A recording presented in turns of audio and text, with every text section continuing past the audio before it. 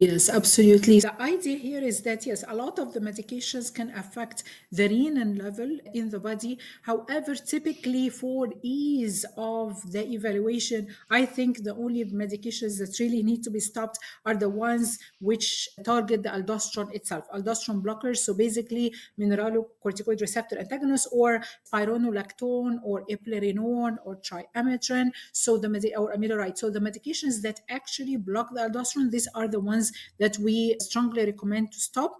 Now, I would recommend to help with the testing, not to stop the other medications and just to test even if they are on losartan or this lisinopril or of this group.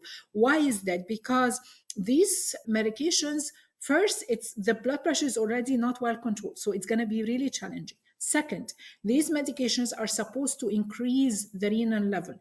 And what happens is that if we do the checking, despite being on those medications, we see that the renin is still low, then this means that it's a better even confirmation. So basically, leaving those medications can sometimes make a better clinical picture. Now, some cases we're going to need to stop some of these medications like the ACE and the ARBs, and sometimes even the diuretics, like something that affects the renin level.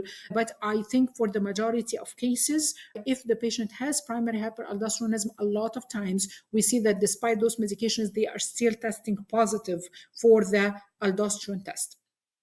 And just going back to the category of resistant hypertension, because it is important to say that primary hyperaldosteronism or the excess aldosterone from the adrenal glands is one of the most important causes for resistant hypertension. However, also the other hormonal excess is also another reason. So Cushing's can also cause resistant hypertension, and excess adrenalines in the body can also cause resistant hypertension, such as again the pheochromocytoma or the paraganglioma. So the other categories as well can cause resistant hypertension. And of course, undiagnosed high thyroid hormone is also. So these are all the things that we look for when we are getting a patient who is on 4 or 5 blood pressure medications and they are not well controlled.